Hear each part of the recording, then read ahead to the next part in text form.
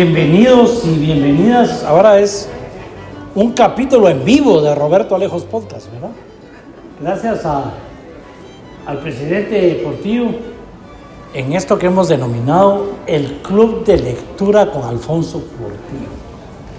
Yo me sumo al público porque a mí también me toca leer, lo que no soy un Alfonso que se come los libros, bien todo lo que trae ahí para recomendar. Me obliga, me está culturizando. Sobre todo, de verdad, muchísimas gracias por acompañarnos. Hoy vamos a tratar, yo sé que hace un mes dijimos lo mismo y no lo cumplimos, de hablar menos para que haya más preguntas, más participación y más opinión sobre los que han leído el libro, ¿verdad? En nombre de Sofos, con quien estamos muy agradecidos, también muchas gracias porque el libro se agotó, o sea que quiere decir que sí lo leyeron, ¿no? Por lo menos la cantidad de personas que están aquí, ¿verdad? Entonces, presidente, muchísimas gracias. Este libro de Epícteto para mí ha sido una gran lección porque como es un manual de vida, porque así se resume al final el nombre de este ensayo, por decirlo de alguna manera, viene uno a descubrir un montón de errores que ha tenido uno en su vida. Sobre todo, en mi caso, el de no hable mucho y oiga más, ¿verdad? Ese defecto de que queremos contar toda nuestra vida, toda nuestra historia, creyendo que la gente está muy interesada en lo que uno está platicando, y puede ser, pero no, ¿verdad? Entre los casi más de 40 consejos que da Epícteto ahí, ¿verdad? Está entre ellos. Valorar un poco más el lado humano, coincide con los ensayos con los que hemos recomendado antes, es más un tema humano, aunque pues es más filosófico, ¿verdad? Aquí estamos filosofando, un gran filósofo griego. Imagínense ustedes una obra, Epícteto, en los años 100, ¿verdad? Después de Cristo, y son obras que cuando uno las lee parece que la hubieran escrito el mes pasado, todos los consejos y los aprendizajes, ¿verdad? Sobre esto. Sumamente interesante y aleccionante para los que lo leemos, ¿verdad? Sobre todo también el tema que me ha impactado mucho cuando uno se aflige mucho por temas que no dependen de uno, ¿verdad? Hay que ponerle mucha atención a lo que uno controla, a lo que uno no controla. Entonces, y eso es lo que más estrés nos causa. Si uno va en un avión se va nervioso porque va temblando, porque esto del otro, y si uno no es el piloto ni lo van a dejar conducir. Y se pone a uno ahí más nervioso a la cuenta y sabe que uno no puede controlar cosas que no están en manos nuestras. Todos quisiéramos pasar nombres y sugerencias para un ministro de Gobernación, pero no depende de nosotros. Y temas como eso, que son grandes lecciones, realmente grandes lecciones. Pero como les he contado en otras oportunidades, a mí me encanta escuchar a Alfonso, que no sé cuántas veces habrá leído este libro, ¿verdad? Porque los libros que recomienda no son de una lectura, sino de varias, pero me encanta oírlo hablar del autor, ¿verdad? Porque eso explica muchas razones. Estamos hablando de un filósofo griego de 100 años después de Cristo, que fue esclavo, no como la mayoría los otros dos, ¿verdad? Filósofos famosos que pudieron haber tenido poder, plata. No, se fue esclavo desde la pobreza, escribió este ensayo, y lo cual, y los consejos que da, parecía que los está dando alguien poderoso, con mucho poder, cuando realmente el consejo es al contrario. Uno vive buscando poder entre todos los consejos que da. Presidente, entonces, muchas gracias. ¿Qué podemos decir de Epícteto, el filósofo griego? ¿Por qué nos pusiste a leer este libro? Sí, muchas gracias, Roberto. Muchas gracias a todos ustedes por estar aquí de nuevo. Decía nuestra amiga presentadora que es la tercera sesión, esta es la cuarta. Esta es la cuarta sesión.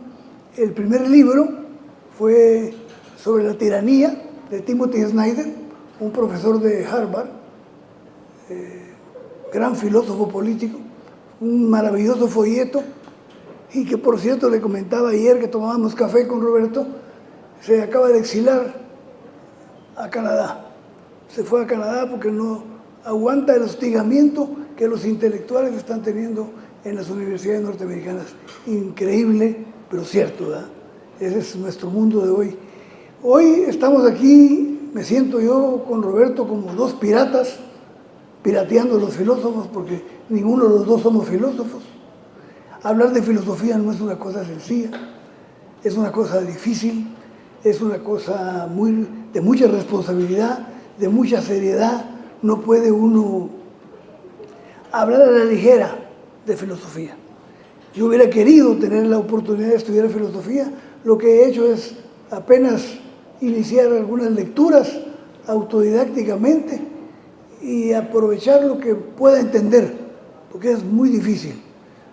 Tan difícil que hace años me regalaron Metafísica de Aristóteles y no entendí nada. Y entonces así, aquí me da tanto gusto ver en el público a la persona que me recomendó Epicteto, no me lo imaginaba ver aquí. Julio, me da mucho gusto. Es filósofo, él sí es filósofo, maestro de la Universidad Rafael Andívar, hijo de un gran amigo mío. Increíble, Julio Manuel lo vino a hacer y él me ha recomendado, de los 4 libros que hemos presentado con 2, La utilidad de lo inútil, de Lucio Ordine, me lo regalaste tú, Julio Manuel, y tú me introduciste con los estoicos, porque ha leído todas las corrientes filosóficas y una de las corrientes que más le ha impresionado son los estoicos. Entonces, los estoicos son como cosa no rara. Se entiende por lo que está viviendo el mundo de hoy. Hoy son más leídos los estoicos que hace 1900 años. Increíble, porque el mundo hoy necesita de espíritu. Fíjense ustedes que siempre se ha criticado a Marx porque dio una frase que se ha tergiversado, que se ha cortado, que se ha sacado de contexto, y es la frase famosa de Marx de que la religión es el opio de los pueblos. Marx no dijo esa frase, pero le dijo en un contexto, le quitaron al principio y al final. Y Marx dice, en un mundo sin espíritu se hace necesario inventar un espíritu. En un mundo sin corazón se hace necesario inventar un corazón. Por eso, en este mundo, la religión es el opio de los pueblos. Es decir, la religión cumple el papel del espíritu y del corazón. Es decir, la sociedad tiene que buscar algo en que aliviar sus penas, en que aliviar su dolor, en que refugiarse espiritualmente. Entonces la filosofía es una cosa muy profunda. Hoy podemos sentir una satisfacción de que cada vez hay más filósofos, cada vez hay filósofos que surgen de donde nadie se imaginaba.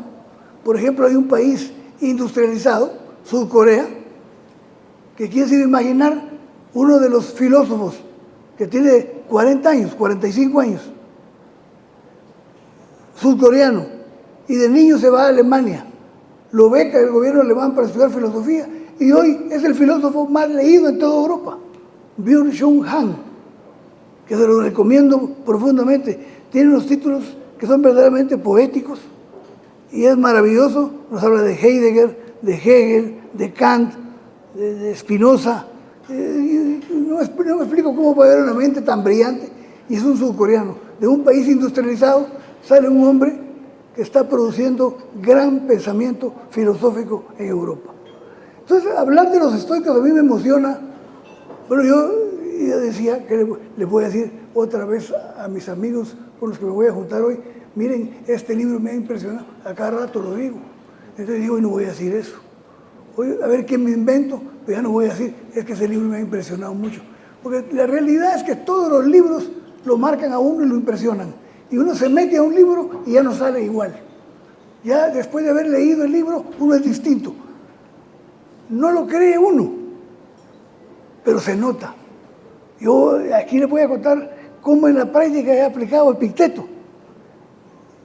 Y lo empecé a leer hace 20 años, cuando me lo regalaste, Julio Manuel, y que me regalaste el libro, que ya está agotado en todo el mundo y que aquí se agotó tremendamente, que es este libro. Por eso lo traje, porque si lo pudieran encontrar alguna vez, aunque sea usado, vale la pena. Aquí están los 3 grandes estoicos resumidos, no resumidos, juntos.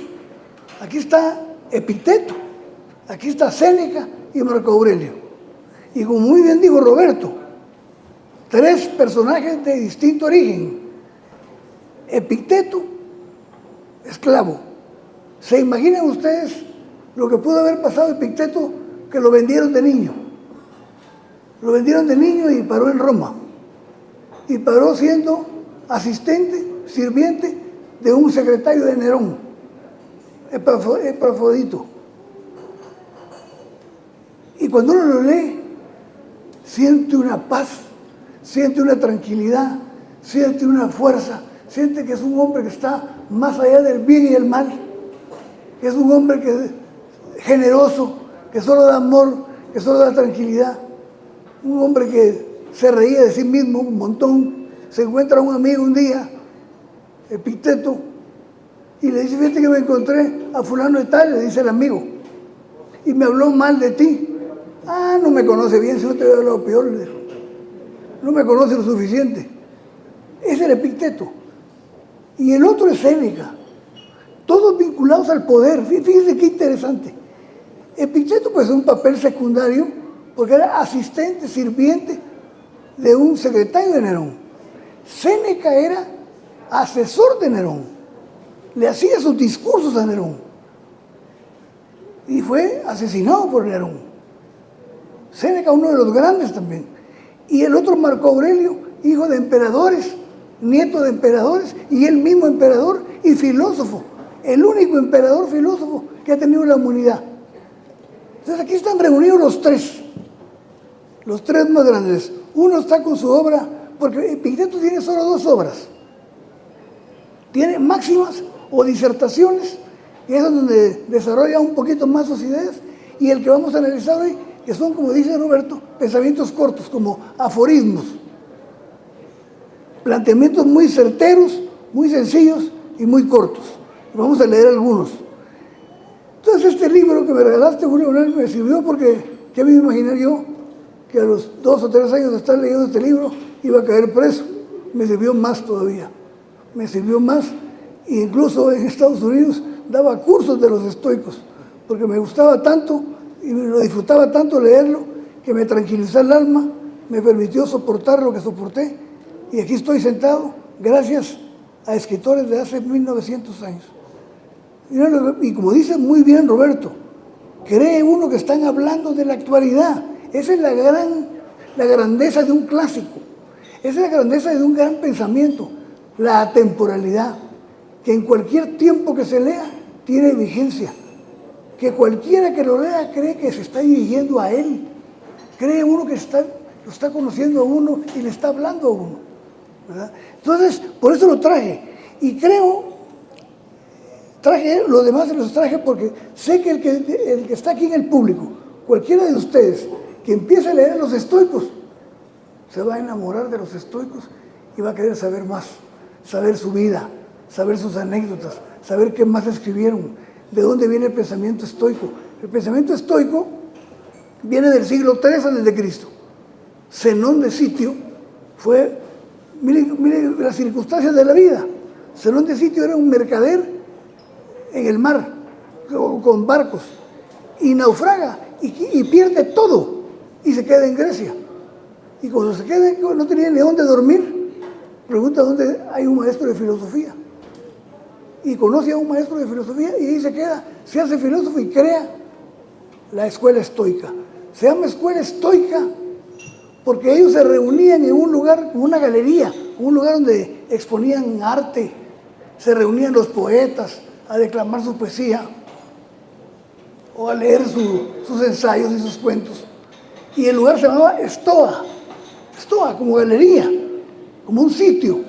Y entonces los que se reunían ahí les decían: están reunidos los estoicos. Entonces de ahí viene la palabra estoico. Pero hoy la estoicidad está vinculada a la resiliencia, al aguante del dolor, a la disciplina, el honor, la firmeza, la serenidad, el equilibrio, el no amedrentarse de nada en la vida. Epicteto dice una cosa, dice: cuando estamos unos amigos y llega a contar a alguien, fíjense que a fulano de tal se le murió el hijo. Entonces los demás comentan, ni modo, así es la vida. Pero si fuera un hijo nuestro, diríamos así, hablaríamos con esa ligereza, ni modo, así es la vida. Y dice, pues así tenemos que hablar, así tenemos que estar preparados. El ser humano tiene que estar preparado para lo peor y para lo mejor. Dice Epicteto, no lo dice textualmente, lo dice, cuídate del éxito, porque no te ayuda en nada. Y a la vuelta de la esquina tiene el fracaso. Y valora el fracaso, porque te hace crecer, y a la vuelta de la esquina tiene el éxito. Es decir, hombres que estaban despiertos, atentos a todo lo que acontecía, bueno o malo. Entonces, creo mencionar, porque para los que les interese, hay un escritor francés que se llama Pierre Hadot. Esto lo compré aquí. Tiene varios libros sobre los estoicos, pero tiene este, que es exactamente el libro en que me basé para esta plática, porque es exactamente sobre el manual de vida de Epicteto. Se llama Manual para la Vida Feliz, Epicteto, Pierre Hadot. Entonces, la primera parte está todo el manual y enseguida están los comentarios. Es una maravilla de libro, maravilloso libro, para quien lo quiera profundizar en el pensamiento, porque es difícil que podamos leer todo el manual el día de hoy. Y hay un norteamericano que lamentablemente no encontré los libros que tenía de él o que tengo de él, apellido Holiday. Ahí está en la sección pegada al comedor, al restaurante, de la parte donde están los estoicos, los filósofos. Holiday, un hombre que tiene una vida envidiable, ¿verdad? Tiene una finquita fuera de una ciudad en los Estados Unidos, con burros, coches, vacas, y sale a las 8 de la mañana en su bicicleta a abrir su biblioteca en la ciudad. Abre su biblioteca, de eso vive, y escribe sobre los estoicos. Y él mismo es un estoico. Es una maravilla ese hombre. Bueno, es tan creativo que ha creado calendarios, almanaques sobre los estoicos. Impresionante lo que ha hecho. Holiday, no me acuerdo el primer nombre, pero se apellidó Holiday. Y uno de los libros que ha tenido un gran éxito y que me fascinó es de un italiano. Se llama Máximo Bellucci, Cómo ser un estoico. Y pone ejemplos maravillosos de qué es lo ser un estoico. Siempre es importante ubicar en el contexto histórico en el que fue escrito un libro. Por eso yo, así muy brevemente, hoy sí vamos a cumplir, no hablar mucho, mejor intercambiar opiniones sobre Epicteto, que tiene mucho que decirnos. Epicteto, como dice Roberto, significa esclavo, ¿verdad? Es un hombre que lo torturaron porque pensaban que estaba en un complot contra Nerón. Nerón es un esquizofrénico, como hay muchos presidentes hoy en el mundo, ¿verdad? Esquizofrénicos. Y le dobló la rodilla y le estaban torturando y le dijo, me van a quebrar la rodilla. Y le quebraron la rodilla. Y por eso Epicteto siempre andaba con bastón, se quedó cojo. Hay 4 periodos a lo que se puede denominar periodización de la filosofía a nivel mundial, ¿verdad? En la historia, estamos hablando de la filosofía occidental. Un día vamos a tocar la filosofía oriental, vamos a tocar a la India, vamos a tocar a China, Japón, porque tienen mucho que decir y dicen realmente mucho los filósofos orientales. Entonces, la historia del pensamiento tiene 4 grandes etapas. Una es la filosofía antigua, ¿verdad? Y la filosofía antigua se divide en 2 grandes ramas o en 2 grandes secciones. La filosofía antigua, que están de los pensadores y filósofos presocráticos, antes de Sócrates. Ahí está Parménides, Tales de Mileto, Pitágoras, ¿verdad? Grandes filósofos. De hecho, Pitágoras parece que se le atribuye haber creado el término filosofía. Grandes filósofos. Y después vienen los filósofos clásicos de la época antigua, que son 3 fundamentales, maravillosos, uno dependiendo del otro en el pensamiento y en el desarrollo del pensamiento, que es Sócrates, que es maravilloso, ¿verdad? Sócrates, Platón y Aristóteles. Esta es la primera etapa del pensamiento, ¿verdad? Después viene el pensamiento medieval, la segunda etapa, en donde ya surge la relación de la filosofía con la religión. Y entonces empieza a hablar de la dignidad humana. Esa es la grandeza de la introducción en la filosofía, de la dignidad del ser humano, con San Agustín, ¿verdad? San Agustín de Hipona y con Santo Tomás de Aquino. Son los dos grandes padres de la Iglesia que meten la dignidad humana, empiezan a hablar de los derechos humanos. Y esa es una etapa a pesar de que era en una aparente etapa oscura de la humanidad, se creó un gran pensamiento que relacionó la religión con la filosofía, ¿verdad? Y bueno, después viene la etapa moderna, ¿verdad? En la que están los grandes pensadores del Renacimiento, nacen los filósofos políticos, que son los analistas del poder.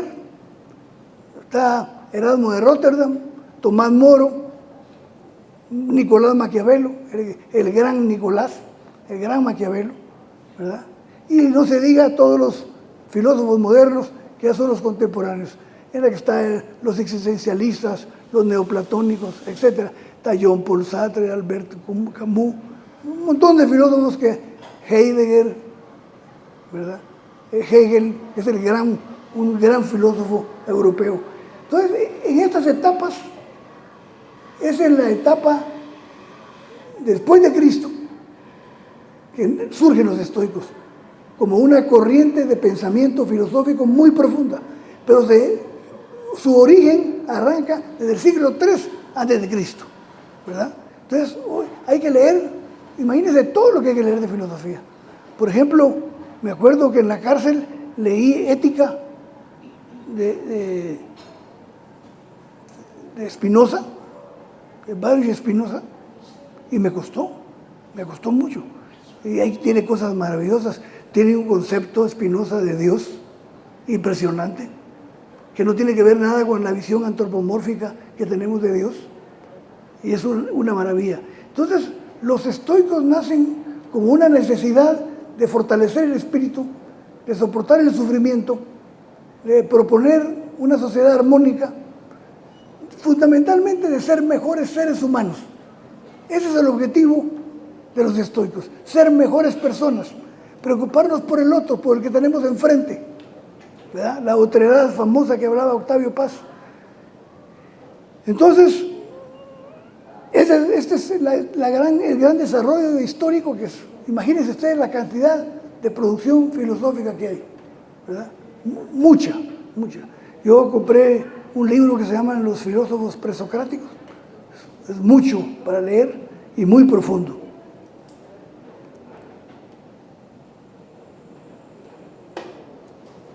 Hay una etapa que se llama helenismo. El helenismo se le conoce al periodo que arranca con la muerte de Alejandro Magno y termina con el inicio del Imperio Romano. En ese periodo nacen los estoicos. Es decir, surgen los estoicos como gran escuela de pensamiento, ¿verdad? Y entonces surge Epicteto. Epicteto descubre, el jefe de él, el patrón, Epafrodito, descubre que de escondidas estudia filosofía de Epicteto. Y entonces se molesta al principio, pero después lo oye hablar y le da, como decimos nosotros, le da párrafo y se da cuenta la profundidad de sus expresiones y de su pensamiento. Y entonces le dice, ¿tú qué has estado haciendo? Pues en las noches estudio filosofía. María Santísima le dice, pero eres un genio de filosofía. Te libero de ser esclavo. Y lo libera. Y parece que lo apoya económicamente para que ponga su escuela. Pero el gran maestro de Epicteto es Zenón de Sitio. No maestro porque son 4 siglos de diferencia, pero es el que gran influencia tuvo en el pensamiento de Epicteto, ¿verdad? Epicteto, lo que lo caracteriza es la sencillez de sus planteamientos. Los ejemplos que pone para dar una lección.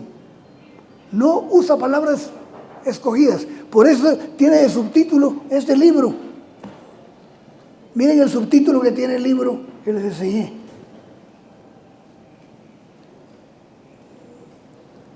Los filósofos más prácticos y comprensibles de la historia. Muy bien puesto ese subtítulo, porque son como que estuviera hablando uno con ellos, ¿verdad? Ponen ejemplos maravillosos. Ahorita vamos a leer algunos pensamientos de Epicteto. Pero Epicteto no escribió.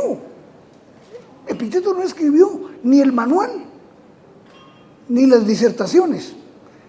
Este manual, que nosotros conocemos como manual, que son pensamientos cortos, hay unas presentaciones preciosas. Esa es una presentación. Enquiridión quiere decir manual. Es un precioso libro. Este lo compré aquí en Sofos.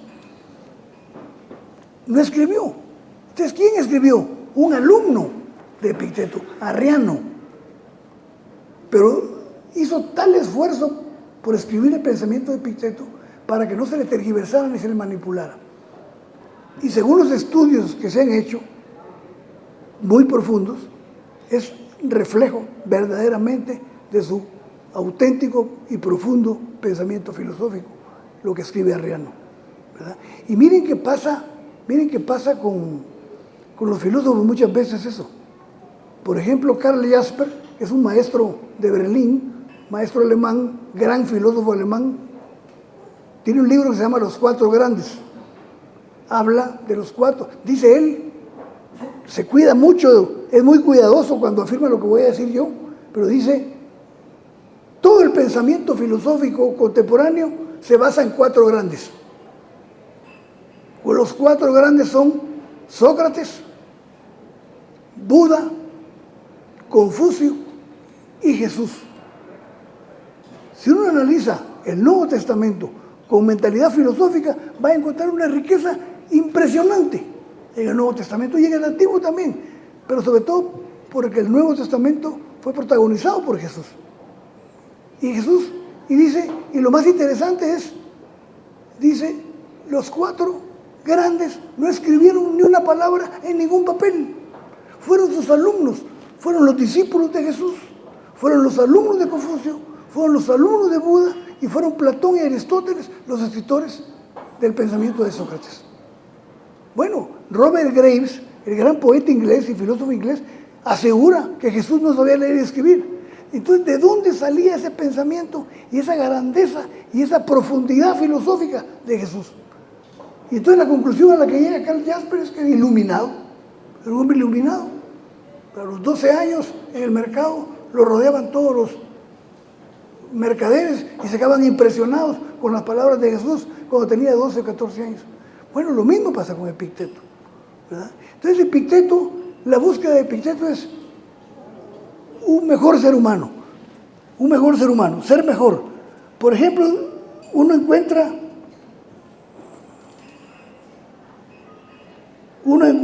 en Epicteto que el pensamiento estoico tiene 4 grandes virtudes o 4 grandes principios. Sabiduría, que tiene que ver con el conocimiento, templanza, con la fortaleza y el aguante y la fuerza espiritual, ¿verdad? El coraje y la justicia. Pero hay otros términos que no los dice el pensamiento y que uno lo encuentra en Epicteto. Uno encuentra en Epicteto serenidad, que tanta falta nos hace, porque una de las cosas que tenemos que dominar, y muy bien leyó el primer pensamiento del manual, es el que dijo Roberto. Tenemos que aceptar que hay cosas que dependen de nuestra voluntad y cosas que no dependen de nuestra voluntad. Y este principio está en todas las religiones, está en el budismo, está en el cristianismo está como, Dios, te agradezco que me des fuerza para soportar lo que no puedo cambiar, para tener fuerza para lo que puedo cambiar y para encontrar la diferencia. Ese es el mismo Epicteto, pero dicho por los cristianos. Y lo mismo sucede con el budismo y con las demás religiones. Con el judaísmo igual. Hay un poema en la obra fundamental de los judíos que habla de que hay cosas que dependen de nuestra voluntad y cosas que no dependen de nuestra voluntad. Entonces, humildad, ¿verdad? Este principio, que lea el principio del manual que lo mencionó Roberto, busca fundamentalmente parar la ira. Con ira somos capaces de hacer cualquier cosa. Y tenía una serenidad, una tranquilidad de Epicteto impresionante cuando hablaba, cuando daba sus clases. Entonces la serenidad, la coherencia, no dicen una cosa y hacen otra. Al contrario, son coherentes y consecuentes. Lo que dicen no lo cumplen diciéndolo en un discurso, lo cumplen con su vida, lo demuestran con su vida, con su accionar, con su actitud. Firmeza, el estoico es firme, no cambia de parecer dependiendo de las circunstancias, se sostiene, se mantiene, estoico como dice la palabra, ¿verdad? Y resiliencia. Que la resiliencia es un término que se hizo famoso ya en los últimos años. Por cierto, Harvard acaba de publicar una serie de folletos con los mejores ensayos sobre distintos temas y hay uno que se llama, maravilloso, que se llama Resiliencia, que lo publicó Harvard, reunió los mejores ensayos que hablan de la resiliencia, ¿verdad? Y entonces empieza Epicteto a contarnos cosas.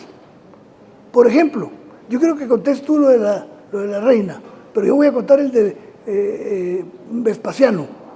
Vespasiano era un cacique político en Roma. Fíjense cómo lo cuenta Epicteto. Y como era cacique y tenía dinero, hacía senadores, como aquí, que los que tienen dinero hacen diputados también. Sigue siendo igual, no ha cambiado. Y entonces resulta que tenían que aprobar una ley a favor de la oligarquía de Roma. Y uno de los diputados que hizo Vespasiano, Elvidio, en privado dijo, yo no voto por esa ley es solo para beneficiar a los ricos. Y entonces su patrón, su tutor, su mentor, y entonces los ricos del Senado le dijeron, Vespasiano, cáele temprano, mañana es la sesión del Senado, y hay que votar, y ese va a votar en contra. Y entonces, ¿qué hago? Le dice, si tú lo pusiste, tú le financiaste su campaña, dile que no vaya. Pues no se preocupen, yo voy. Y antes del desayuno le cayó Vespasiano a Elvidio y le platicó y le recordó cómo hacen los caciques y cómo hacen los que financian campañas, poquito a poquito le van recordando todo lo que le deben a él los políticos. Y entonces le dijo, ¿te acordás que en tal época te ayudé? Yo cuando nadie daba nada por ti, yo confié en ti, creí en ti, y que todo el rollo, y aquel oyéndolo. ¿Y de qué se trata? ¿Qué es lo que me vienes a decir? Le dijo Elvidio. Mañana se aprueba, hoy, porque fue el día siguiente en el desayuno, hoy se discute y se aprueba o no se aprueba la ley que teníamos pendiente. Pero tú sabes que yo no estoy con esa ley, de eso te vengo a hablar. Declárate enfermo. ¿Cómo? ¿Qué dices? Estás enfermo y no vayas al Senado. ¿Cómo no voy a ir al Senado si soy senador? Pero es porque me vas a hacer un favor a mí. Pero es que yo no estoy para hacer favor a ti. Yo estoy para legislar para la República. Y decir que estoy enfermo es mentir, es traicionar a Roma. Yo tengo que ir. O sea, ¿que vas a ir? Voy a ir. Soy senador. Mi obligación es ir y sentarme y hablar y opinar. Ay, Dios mío, le digo, bueno, entonces anda pues, pero no hables. ¿Cómo? Si soy senador y si me preguntan tengo que hablar. Si el instrumento de debate es la palabra, ¿cómo no voy a hablar? ¿Cómo voy a estar mudo? Bueno, pues no votés, pues. ¿Cómo? Le digo. Peor. Voy a hablar, voy a estar ahí y no voy a votar. Entonces me estás complicando la vida, le digo. Eso quiere decir que peligra tu vida. Así la amenaza. Y le dijo Elvidio, ¿y quién te dijo a vos que soy inmortal? Yo no soy inmortal. Tú haz tu obligación, que yo hago la mía. Pero yo no tengo dueño. Mi patrón son los intereses de Roma, el destino de Roma. Y parece Yo que el vídeo le quitaron, lo mataron. Pone ese ejemplo de los legisladores que necesita el mundo. Pero hoy no encontramos esos legisladores en ninguna parte del mundo porque son chorros de dinero del crimen organizado, del narcotráfico, de las empresas, de las transnacionales, de los monopolios. Ahí está en Estados Unidos la Asociación Nacional del Rifle, que no tiene límites para financiar una diputación con 50, 100, 200 millones. Hay un candidato que recibió 258 millones de dólares. Es solo un contribuyente. Entonces, él pone el ejemplo y lo retoma Maquiavelo. Maquiavelo lo retoma en sus cartas. En el epistolario de Maquiavelo dice Maquiavelo: yo prefiero un diputado estúpido a alguien que sea cortesano y sirviente. Esos son los grandes mensajes de la filosofía antigua, la clase de políticos y la clase de legisladores que necesitamos. Yo mismo fui legislador y no fui tan bueno, cometí un montón de errores. Entonces, pero si hubiera leído de Epicteto, se hubiera mantenido. Bueno, me mantuve en muchas cosas que tuvieron un gran costo. Ahora cuéntales tú lo de la reina, la esposa del emperador, que le llega la asistente a contar una historia. Y lo cuenta también Epicteto. Y yo busco otros pensamientos para mí. Miren, vamos a contar la historia de la reina, pero cumpliendo, porque prometimos que vamos a darle la palabra y no lo hacemos, ¿verdad? Y ahorita 5 minutos más. 5 minutos más y se queda. Le regreso la palabra.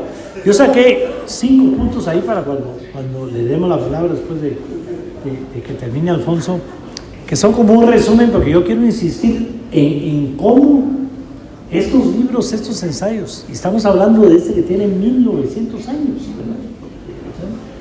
Se pareciera que fueron escritos hace un mes, ¿verdad?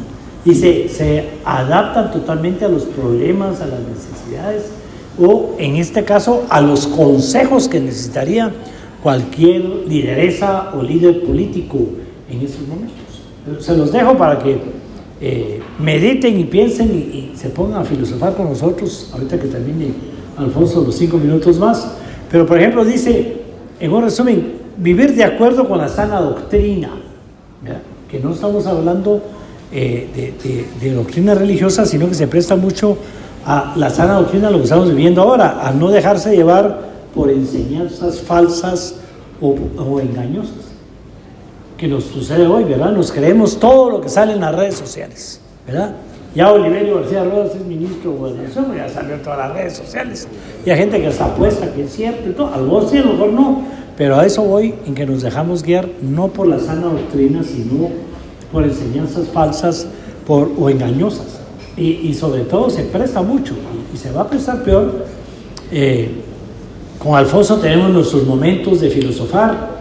Ya pasamos como nuestra oficina aquí, nos venimos a tomar aquí una bebida espirituosa que encontramos con mantequilla y maní, y nos ponemos a platicar de ese tipo de temas, cómo está cambiando el mundo, y ayer nuestro tema fue nuestra preocupación por la inteligencia artificial. Esa fue la plática de anoche. Mal portados, con una hamburguesa, con tocino y todo lo demás, ¿verdad? Aquí donde están ustedes sentados, pero eso es un tema. En todos estos consejos pequeños que da, siempre al final se resumen en ser un ejemplo de buenas obras. Ya no somos un ejemplo de buenas obras, ¿verdad? Uno espera, sobre todo de los cargos públicos, ver las buenas obras, es decir, ser un ejemplo de buenas obras, es decir, estar al servicio de los demás. Se supone que para eso es que uno delega el poder del pueblo en alguien que lo va a representar, y de que uno espera se tengan esas obras. Ser paciente y amable es uno de los temas que si resumimos estos 40 consejos, digamos, lo que menos tenemos ahora es eso, ¿verdad? Ayer ni aprobaron la ley en el Congreso de la República por estarse insultando y llenándose de insultos, y menos mal que todos querían aprobar la ley. Imagínense que no hubieran querido aprobarla, pero paró la reunión en la noche en ese tema de la amabilidad, la paciencia, la tolerancia. Pues todo eso es lo que tiene este manual, que hoy día no lo tenemos. quieren sobresalir con los insultos, con este tipo de temas, ¿verdad? Habla mucho de cultivar la gratitud, de ser realmente agradecido en términos generales, la generosidad, pero habla mucho de no ser egoísta, que eso es algo en lo que nos hemos vuelto mucho, ¿verdad? Y sobre todo, Epicteto habla por todos lados de la ambición. ¿Sí? No ser egoísta, no ser ambicioso, son problemas que se están dando. Y vivir con integridad. Es un manual para tener una vida íntegra, ¿verdad?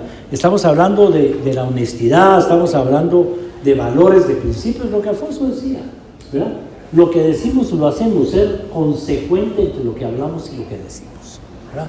Les dejo estos 5 temas para cuando les demos la palabra, se la regreso a Alfonso, que de verdad se toma el tiempo para, no solo para volverlo a leer, sino para sacarnos un resumen, ¿verdad, Alfonso? Muchas gracias. Vamos a pedir 2 horas para la próxima, no nos alcanza la hora. Voy a leer algunos pensamientos del manual de Epicteto. Pero le contaba yo anoche, siempre lo cuento yo.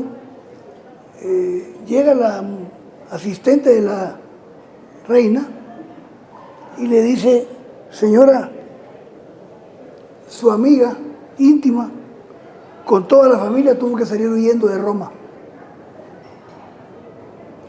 Peligraba la vida de toda la familia por cuestiones políticas. Y se queda pensativa la reina y le dice: ¿tú sabes que si están bien o están mal? Están bien, le dijo. No me digas dónde están, pero están bien, están bien. Agarra mi cofre de joyas, le dice, y las vas a vender. Y el dinero se los mandas a donde están, porque con ello pueden vivir, qué sé yo, 5, 6, 7 años. Y le dice la asistente: señora, pero en el camino se puede perder el dinero, o se puede enterar el emperador y decomisa todo. No importa, dijo, prefiero que se pierda o lo decomisen a no mandarlo yo. Miren qué pensamiento. Nosotros, como seres humanos contemporáneos, diríamos: buen pretexto para no mandarlo. Y cuando encuentra al amigo después le dice: yo te lo quise mandar, pero tuve miedo que se perdiera. No, el estoico manda. Dice: eso es lo que depende de mí, mandarlo. Lo demás ya no depende de mí, ni modo, si se pierde, se pierde. Pero esa es la grandeza del pensamiento del primer punto de manual. ¿Por qué? Porque nosotros queremos que las cosas ocurran como nosotros queremos. Y las cosas ocurren generalmente como no queremos que ocurran, ¿verdad? Entonces, ¿qué depende de nosotros? Nuestro discurso, nuestras palabras, nuestros gustos, nuestros vicios, nuestras desviaciones, nuestras envidias. Pero no depende de nosotros la muerte de un familiar. Eso es casual. Eso le puede pasar a cualquiera. La pérdida de las propiedades. Eso no depende tampoco de mi voluntad. Entonces, todo ese pensamiento lo arrastra en todo el manual Epicteto. Y solo voy a leer 2 o 3 y entramos a una plática. Porque es tan rico el manual, tan maravilloso. Dice: no pretendas que lo que ocurra como tú quieres. Si no quiere que lo que ocurra como ocurre. Así, el curso de tu vida será feliz. Es decir, uno es infeliz porque quiere forzar las cosas. Está acostumbrado a forzar las cosas, ¿verdad? Y vive pensando en cosas materiales. Y Epicteto insiste, Roberto, tú me lo comentaste anoche. Epicteto insiste en que la felicidad no la da ni el poder ni las cosas materiales. Son otros valores que dependen fundamentalmente de uno. Dice Epicteto: no es lo que nos ocurre lo que nos hace daño, sino la interpretación que hacemos de lo que nos ocurre. Es decir, nos adelantamos a los acontecimientos. Somos fatales, somos fatalistas, ¿verdad? Y dice, por ejemplo, empezando en el manual, que el manual no es largo, hay un librito pequeño abreviado aquí del manual, ¿verdad? En venta.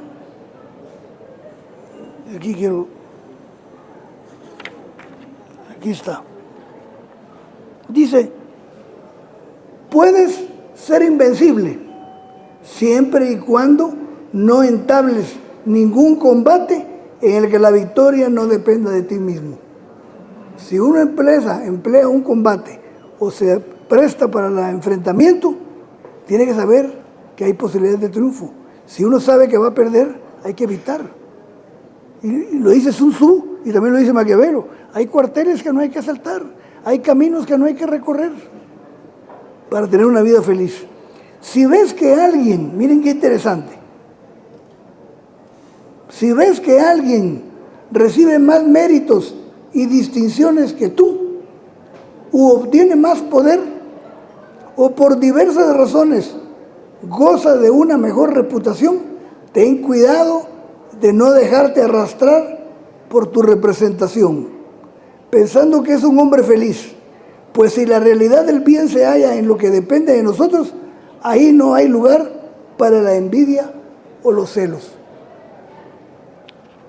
Tiene pensamientos para todos los sentimientos negativos, tiene una respuesta. Además, tú no querrás ser juez ni pritano.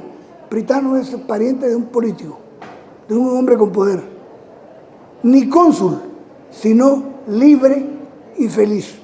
Y la única vía para conseguirlo es el desprecio de todo aquello que no depende de ti. El poder no depende de mí. La riqueza tampoco depende de mí. Entonces, desprenderse de esas cosas que no dependen de nosotros nos hace felices o infelices. Ten presente cada día la muerte. Miren este. Ten presente cada día la muerte, el exilio y todo aquello que parece temible, pero sobre todo la muerte.